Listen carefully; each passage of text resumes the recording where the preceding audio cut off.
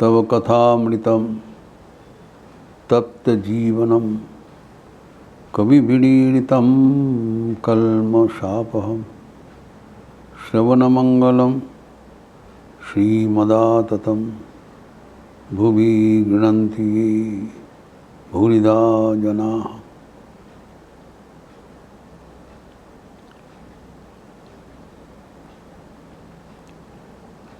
हम लोग मुक्ति लाभ हेतु विभिन्न प्रकार का यज्ञ के बाद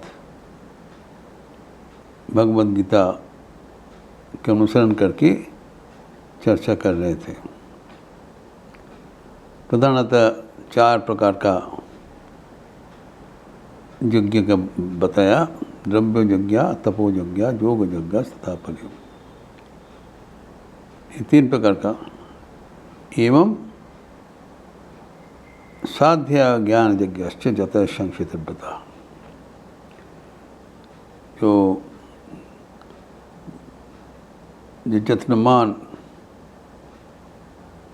वो जो महाव्रत अनुसरण करते हैं, ये 4 प्रकार का यज्ञ अनुपालन करते हैं। तभी इतने किस्म का यज्ञ के भीतर यद्यपि भी हम अपना रुचि अनुसार करेंगे तो कौन सबसे श्रेष्ठ यज्ञ है उसी को अनुसरण कर लिया जाए। विभिन्न प्रकार का यहाँ पर भगवद गीता में 12 प्रकार का यज्ञ का वर्णन किया है। हम विभिन्न प्रकार का चर्चा किया। इसको उपसंहार करते हुए भगवान ही बता रहे हैं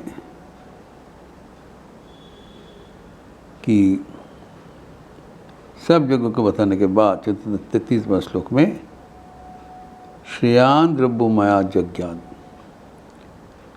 ज्ञान यज्ञ परंतप सर्वं कर्माखिलां पार्थ ज्ञाने परिसमाप्यते। यह लक्षणीय बात है कि द्रव्यमय योग से ज्ञान यज्ञ बेहतर है। यहाँ पर सारे योग का एक ग्रुप में डाल दिया, द्रव्यमय योग।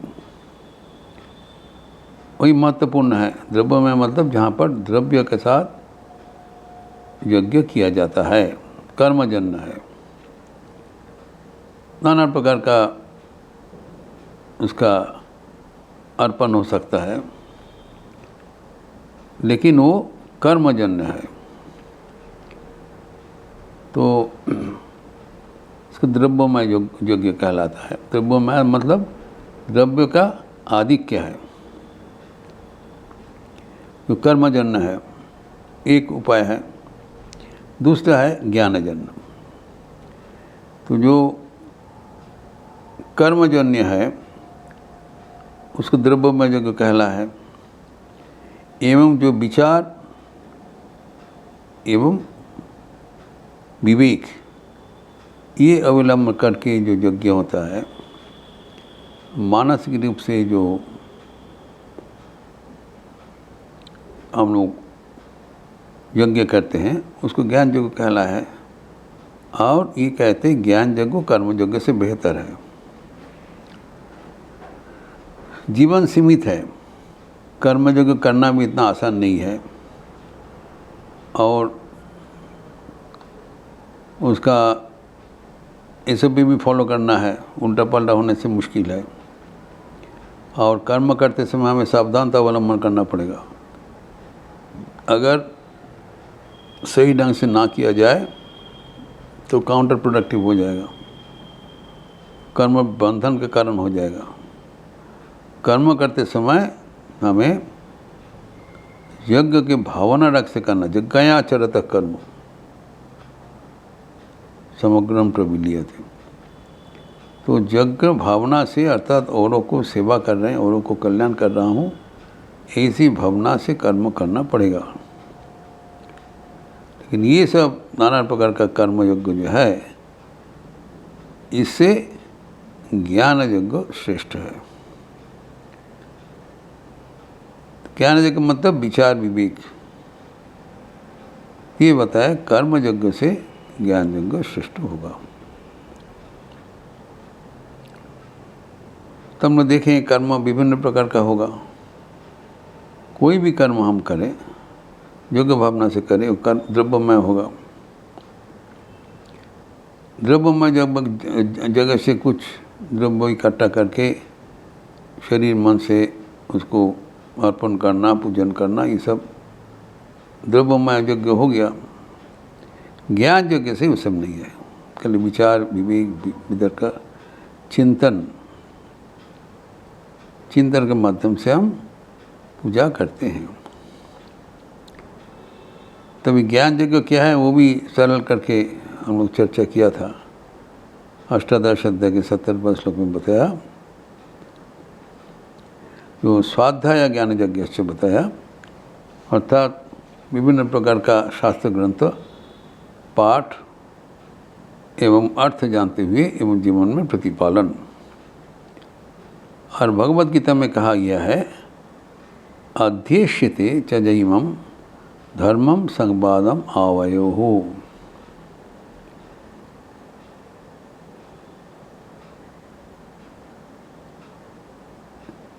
तो इसी करके जो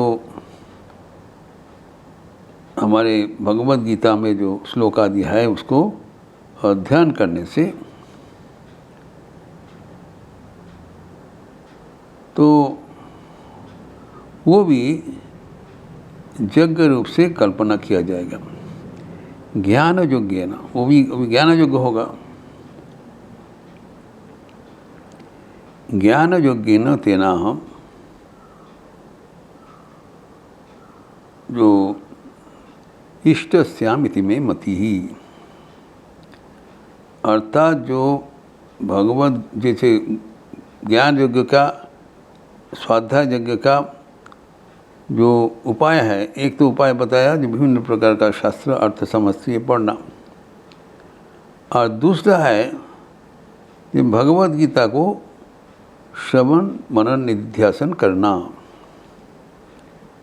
ये भी बताया, ये भी ज्ञान यज्ञ है।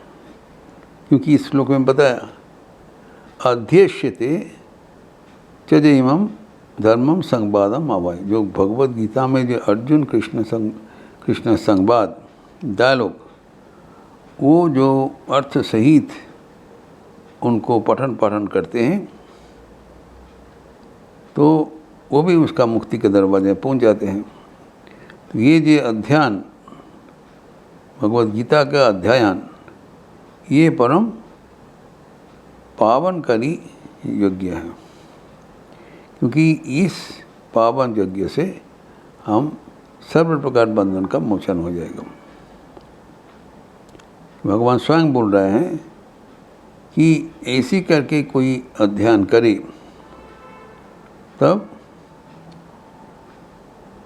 इसको ज्ञान यज्ञ होगा। ज्ञान यज्ञ नाते नाम, और वो ये ज्ञान यज्ञ के द्वारा मेरे ही पूजन करते हैं।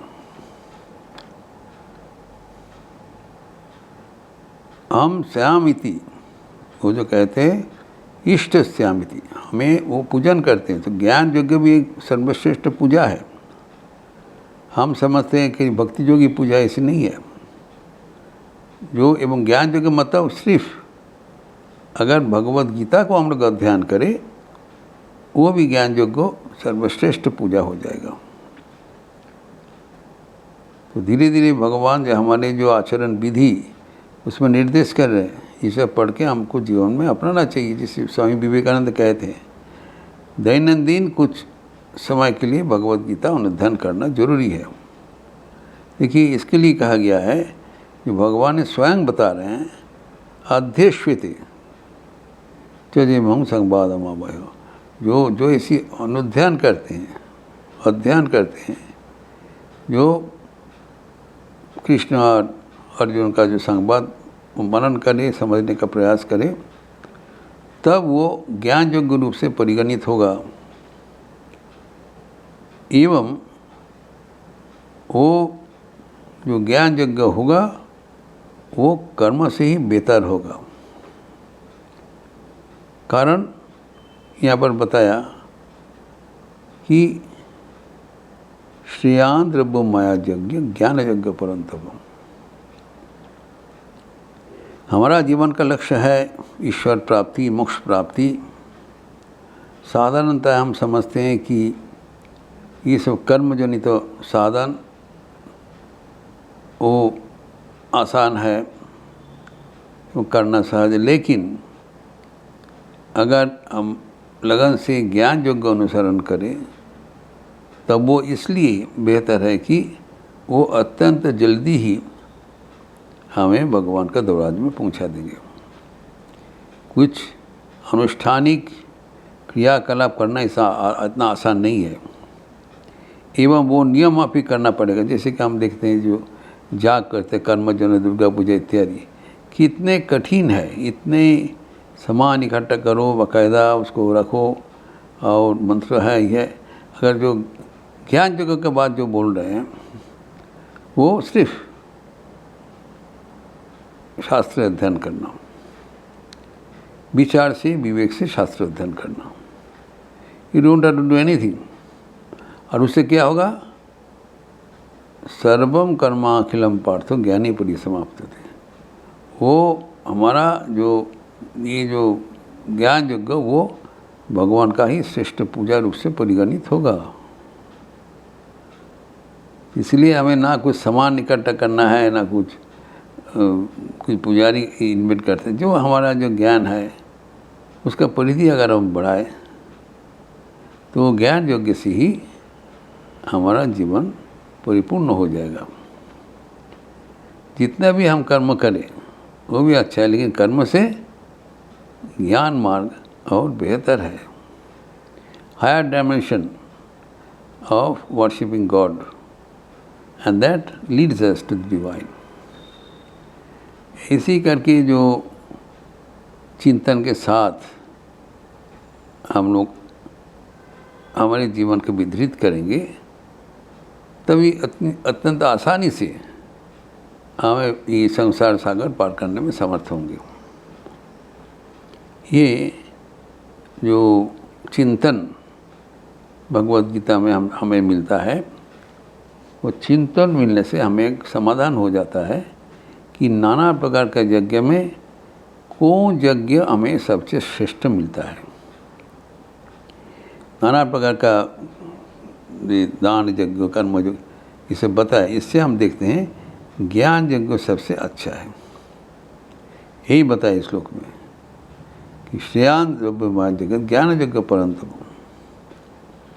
एवं ज्ञान यज्ञ से ये अनेक समय से करेगा इस नहीं है।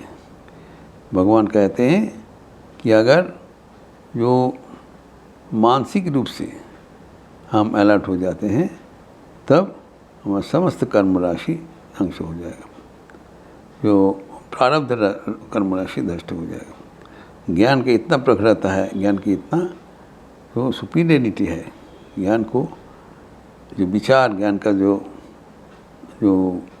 प्रशंसा इस अध्याय में भगवान और भी करेंगे, जिसका चर्चा हम अगले दिन करेंगे। ओम शांति शांति शांति। हरि ओम तत्सत। श्री राम कृष्णार्पणमस्तु। आज मंगलवार का अवसर है एवं एकादशी तिथि भी है, राम नाम संकीर्तन भी होगी एवं हनुमान चालीसा भी पाठ होगी। आप सबका स्वागत है। और रामकृष्ण मठ एवं रामकृष्ण मिशन के पूज्यपाद प्रेसिडेंट महाराज आज अयोध्या होते हुए लखनऊ आश्रम में शाम को पधारेंगे। कल सुबह 10 बजे पुराने मंदिर में उनको इच्छुक भक्त से मुलाकात होना संभव होगा। आप लोग अच्छा रहिए, स्वस्थ रहिए, आनंद में रहिए। नमस्कार।